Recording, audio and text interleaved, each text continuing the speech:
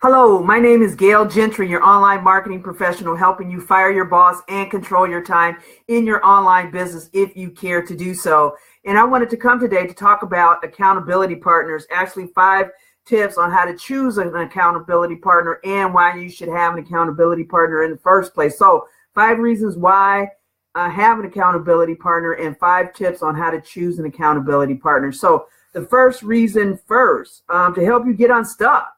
So if I'm going to pivot back and forth because I am checking my notes. I'm going to pivot back and forth here.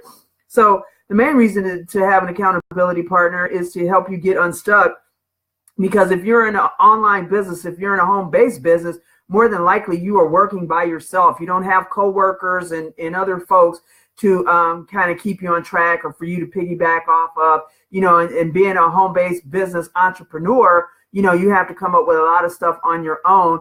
And sometimes you do get stuck because you are alone. So having an accountability partner, that's reason number one, is to help get you unstuck. Reason number two is to help you have some guidance to bounce ideas off of. So, if you come up with different ideas and they sound like great ideas to you because you're by yourself, once again, you're working at home by yourself, and it's like, hey, this is a great idea, let me go do it. And you spend all this money and you do all these things. It's like, oh my God, it was a total complete failure, bust. Okay, epic fail. Having an accountability partner, you can bounce ideas off of each other, and they may help you to solidify your idea to make it a better working idea, or, guide you and give you some other direction to go in with your idea to make it even better, or say, hey, you know what, that doesn't really go with your brand. That's kind of like off point with where you're at. You may not want to do that at all. Something for you to consider, someone to actually have a conversation with, like a mastermind kind of conversation with. So that's item number two. Item number three is it keeps you on track on what you said you were going to do. So like if you said, hey, I'm going to, friend 10 people today on Facebook, I'm going to have 5 conversations. I'm going to put up, 2 curiosity posts. I'm going to put up a lifestyle post, and and I'm going to call 5 people that join my business to see how they're doing. The accountability partner helps you stay on track with that. So it's like, okay, you said you were going to do all these things. Did you actually do it? And usually, you meet with an accountability partner, as often as once a week or as little as once a week. Sometimes, some people meet, every day, for a quick chat. And these are quick chats. These aren't, hey, how you doing? How's it going? How's the family? La-di-da kind of a thing. These are quick chats, 15 minutes to a half an hour, because you get right into it. So, the accountability partner keeps you on track with, what you said you were going to do. And if you didn't do it, when you talk to the accountability partner, it's sort of like, okay, well, you said you were going to do these 5 things. How come you didn't do those 5 things? And it's not to, beat you over the head or berate you or anything like that, but it's really to keep you on track, because sometimes, you're not getting things done, for various reasons. One of my things is, if I think something is going to be hard, then I'll procrastinate because I think it's going to be hard, instead of just getting down to it and doing it. So with the accountability partner, they can say, well, Gail, or Joe, you said you were going to do, talk to 10 people a day, and you're not talking to anybody. You said you're going to talk to 5 people a day, and you're not talking to anyone. What's going on? So you may have a blockage there. You may have an issue with, calling people you don't know, or inboxing people you don't know, etc. And, feeling a little uncomfortable with doing that. So maybe you need to tweak your activity, or, the accountability partner can encourage you, hey, get to it. That's what you said you were going to do. Go to it. So help you with your goal for the next week. So tip number 4, it helps keep your head in the game. So oftentimes, again, you're working at home, you're working alone, you're a home-based business person, and it's real easy to get off track, to, get into that stinking thinking like, oh, I can't do this. Oh, this is too hard. All those kinds of things. And the accountability partner can help you stay on track with, look, you need to stop right now, go read something inspirational. Look, you need to stop right now and take a quick walk. Look, you need to stop right now, and drink a glass of water. It could be a number of different reasons why your head is not, in the game at any particular time, because you need to change your state. Now, even the most positive people,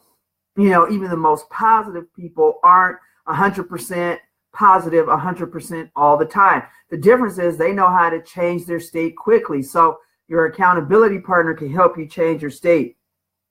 And then number 5, the best reason why is you can help someone else succeed. So it's not always about you. As we talk about, we're in business, and adding value and how can we be of service. This is a way for you to be of service to your accountability partner to help them succeed.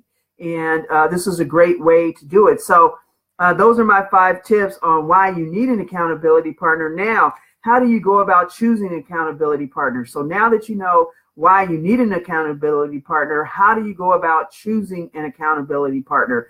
And here are my 5 tips on how to choose an accountability partner. First off, you want someone wanting the same thing as you. So if you're looking to make a 6-figure income from home in your home business, you're probably not going to sync real well with someone that's just looking to supplement their income from home, a few dollars, a month, make an extra couple of $100. They don't have the same level of commitment that you do. So you want someone that's pretty much on the same page with where you are at minimum, that's wanting the same thing as you want. So that's number 1. Number 2 is someone you could talk to and who you can relate to and you can take direction from, and vice versa. So if you get an accountability partner and you're not really, you don't have a huge level of respect for them in the sense, in regard to the relationship that you have, not that you disrespect them, but, you don't have the same regard for them when it comes to being an accountability partner, that is not the person you want as an accountability partner.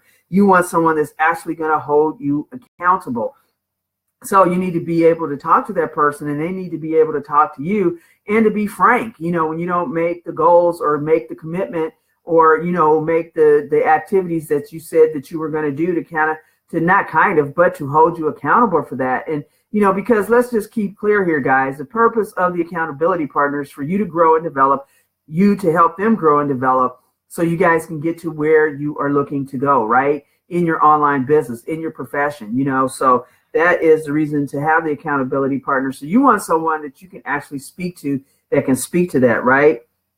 Number 3, you want someone who will commit to show up no matter what. So, I had an accountability partner, and every week, with something going on. Oh, I got to do this with my mom, or I got to do this with my kids, or, oh, I made an appointment at this time. It's like, okay, well, didn't we agree to meet, every Thursday at 5 o'clock in the afternoon? So you shouldn't have anything else going on at that time.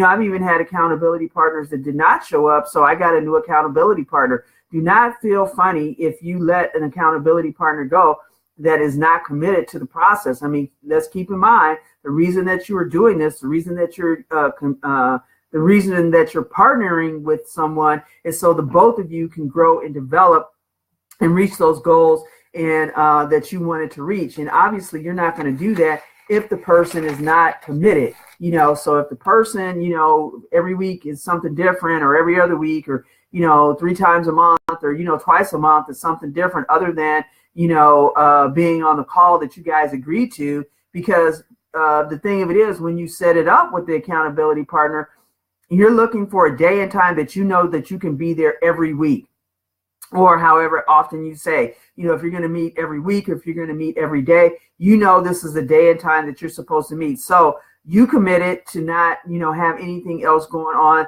and they committed to not having anything else going on. And if that is not the case, then find a new accountability partner. That is not the accountability partner for you. So number 4 is someone in the same business or profession is usually, preferable. I mean, it doesn't have to be there. This is kind of a soft one, but, definitely, if you're in the online marketing space, you want to work with another online marketer because they know what's going on in your business. They know the ins and outs. They know the pitfalls. They know the, the highs, the lows, etc. So when you have someone in the same business, that makes for a very, very complementary relationship is with regard to accountability partners. And then finally, number 5, someone at your level or above. So, if you're, at a 6-figure income level, or let's just say if you're a 5-figure income level, obviously you're not going to partner with someone that's at a 4-digit income level. Why? Because you're not at the same place. So, you want to be working with another 5-digit income earner or above, a 6-figure income earner, as an accountability partner / mentor, would be great, because they know how to not only get to 5 figures and maintain 5 figures, but to get to 6 figures. So you want to partner and have an accountability partner with someone that is at your level or above.